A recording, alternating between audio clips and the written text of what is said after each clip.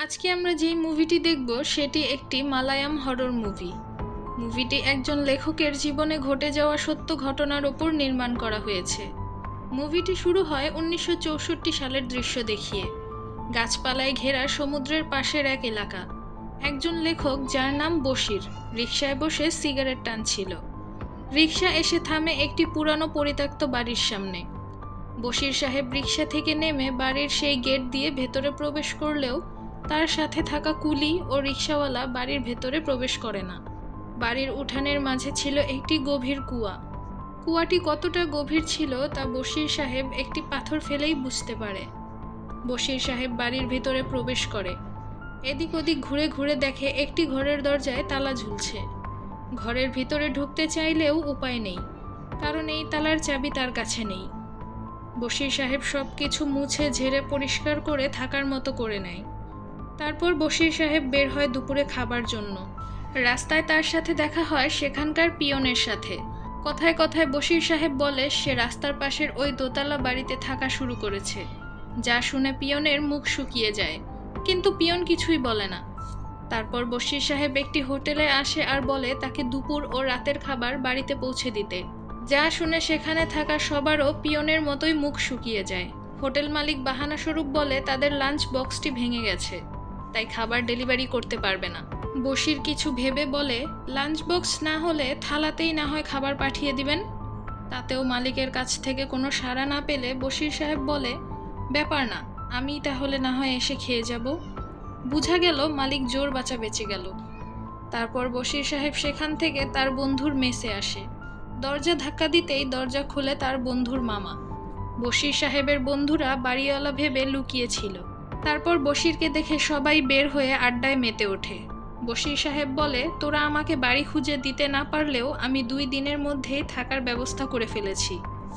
বশির সাহেব বলে সে ভার্গা বিনিলায়াম নামের বাড়িতে উঠেছে, যা শুনে সবাই একটু অবাক হয় ও ভয় পেয়ে যায়। একজন বন্ধু বলে সেই বাড়িতে আগে যারা থাকতো তাদের মেয়ে ভার্গাবী, যার অদ্ভুতভাবে মৃত্যু হয়েছিল, তারপর থেকে সেই বাড়িটি খালি পড়ে আছে। ভার্গাবী সেই বন্ধুর সহপাঠী ছিল, অনেক সুন্দরী একজন মেয়ে।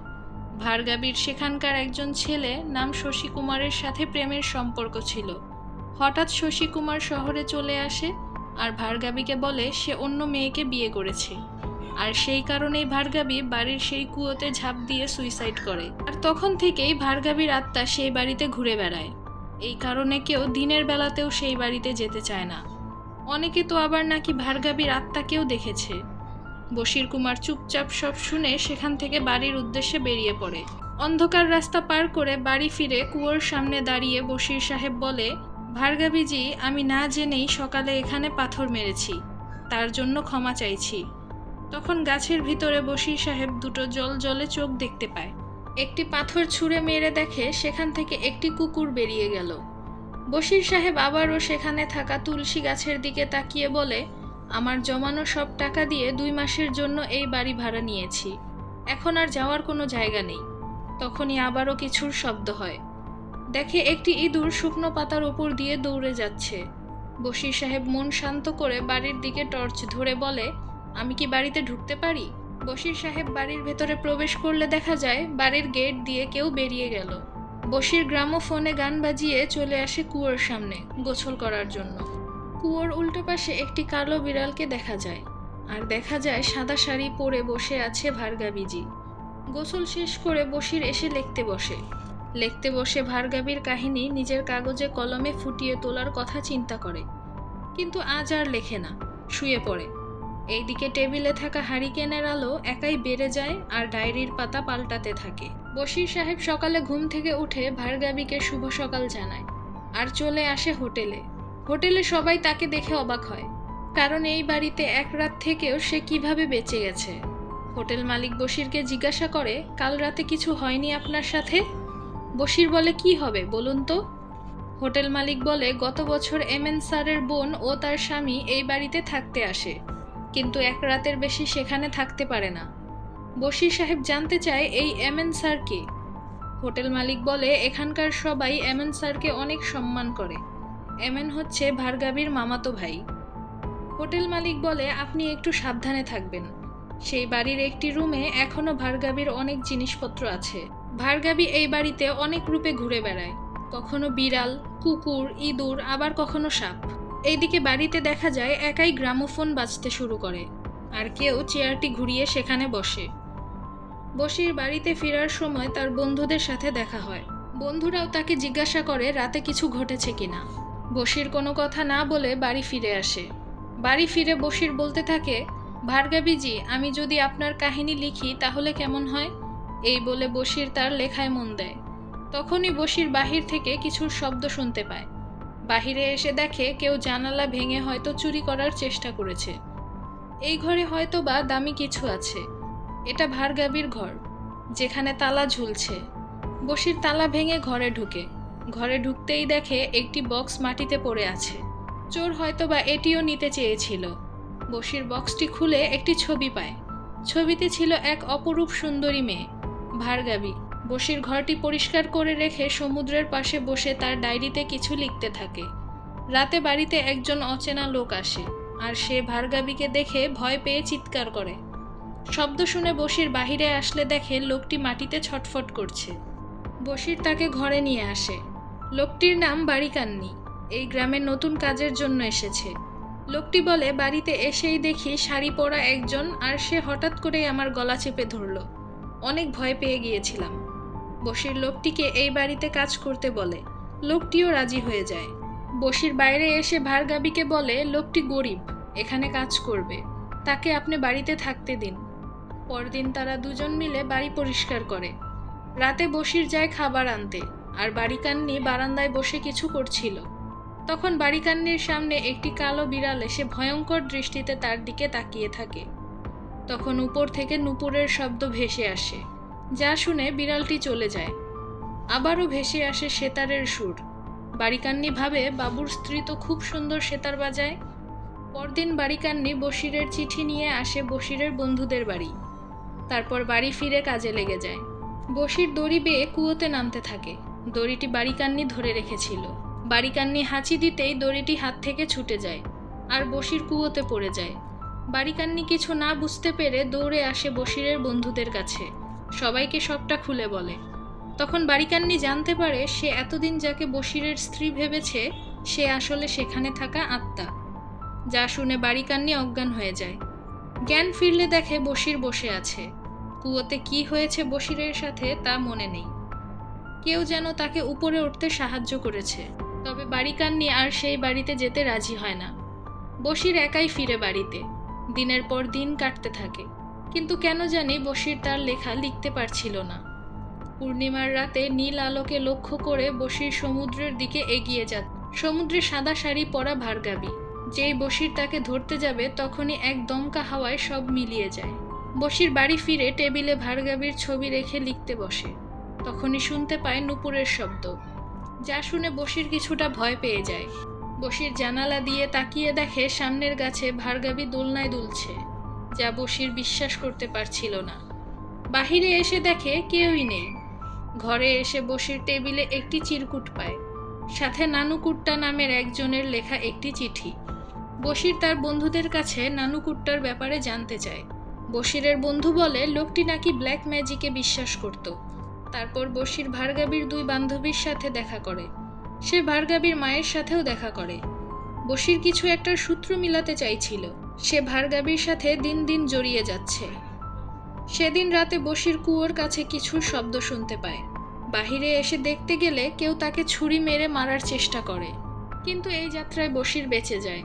বশির সকালবেলা ছুরিটি নিয়ে হোটেল মালিকের কাছে আসে, কিন্তু এখানকার লোকজন এমন ছুরি ব্যবহার করে না। তখন বশির হোটেল মালিককে বলে ভার্গাবি আত্মহত্যা করেনি। বশির তেল নিয়ে বাড়িতে ফিরতে থাকে। বাড়ির গেটের সামনে বশির অবাক হয়ে দাঁড়িয়ে পড়ে। পুরো বাড়ি অদ্ভুত নীল আলোতে আলোকিত হয়ে আছে। বশির ভিতরে এসে দেখে হারিকেনে নীল আলো জ্বলছে, আর ডায়েরির পাতা এক এক করে উল্টে যাচ্ছে। বশির বলে, ভার্গাবি, আপনাকে ধন্যবাদ। এভাবেই আরো কয়েকদিন কেটে যায়। বশির ভার্গাবির কাহিনী পড়ছে, আর অজানা ইতিহাস বেরিয়ে আসছে। অতীতের দৃশ্য দেখানো হয়। শশী কুমার সেতার বাজাচ্ছে, আর সেই তালে নাচছে ভার্গাবি।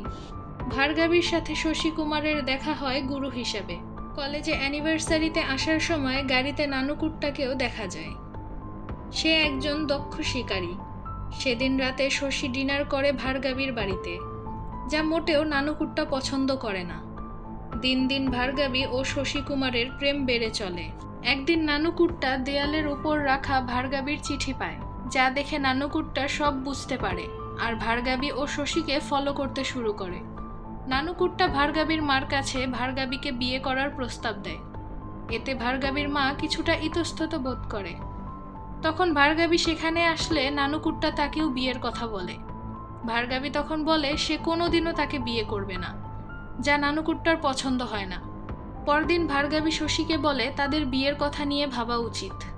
ওদিকে নানুকুট্টা আসে ভার্গাবীর কাছে ক্ষমা চাইতে, কিন্তু এসে দেখে ভার্গাবী বাড়িতে নেই। ভার্গাবী বাড়িতে এলে টেবিলে নানুকুট্টার একটি চিঠি পায়, যাতে লেখা ছিল সে ভালোবাসা পাওয়ার জন্য যে কোনো কিছু করতে পারে। যা পড়ে ভার্গাবী অনেক দুশ্চিন্তায় পড়ে যায়।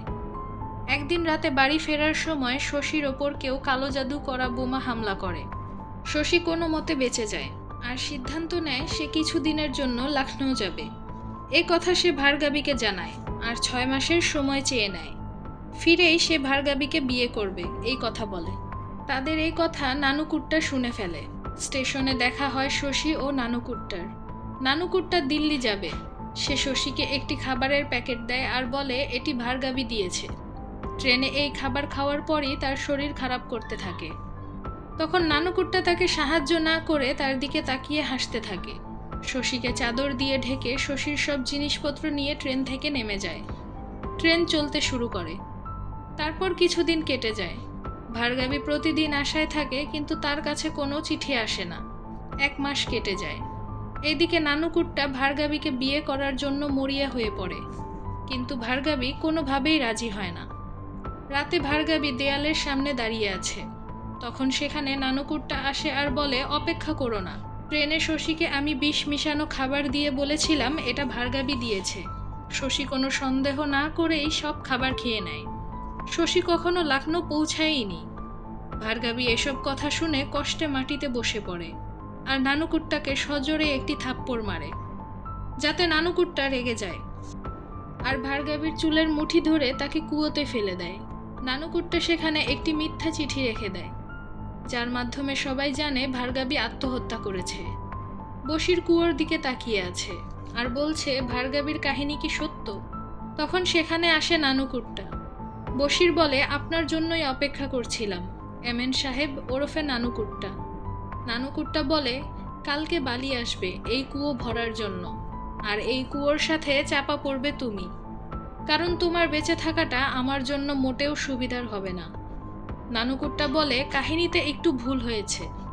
শশী কুমার বিষ খেয়েও না মরলে আমি তাকে গলা চেপে মেরে পরের স্টেশনে নেমে যাই, আর ভার্গাবী বলে সে মরার পর আমার ওপর প্রতিশোধ নিবে। এসব লিখতে তুমি ভুলেই গেছো। তারপর ছুরি নিয়ে বসিরকে হামলা করে নানুকুট্টা। দুজনের মধ্যে অনেকক্ষণ হাতাহাতি হয়। নানুকুট্টা এক পর্যায়ে বসিরকে কুয়োতে ফেলতে নেয়। তখন দেখা যায় ভার্গাবী জানালা দিয়ে তাদের দিকে তাকিয়ে আছে। হাতাহাতির এক পর্যায়ে নানুকুট্টা নিজেই কুয়োতে পড়ে যায়। বসির তাকে দড়ি দিয়ে উপরে ওঠাতে চেষ্টা করে। দেখা যায় পানির মধ্যে নানুকুট্টার পায়ে সাদা শাড়ির আঁচল পেঁচিয়ে যাচ্ছে আর নানুকুট্টাকে নিচে টানছে। কুয়োতে কিছু একটা হচ্ছে, কিন্তু কি হচ্ছে তা জানা নেই। তখন কুয়োর ভেতর থেকে উঠে আসে ভার্গাবীর কাহিনী লেখা পাতাগুলো, আর ভার্গাবীর আত্মাও মুক্তি পেয়ে যায়। এখানেই মুভিটি শেষ হয়ে যায়। ভিডিওটি ভালো লাগলে লাইক, কমেন্ট ও শেয়ার করবেন। চ্যানেলে নতুন হলে সাবস্ক্রাইব করে বেল আইকন ক্লিক করবেন, যাতে আমাদের নতুন ভিডিও সবার আগে দেখতে পারেন। ধন্যবাদ।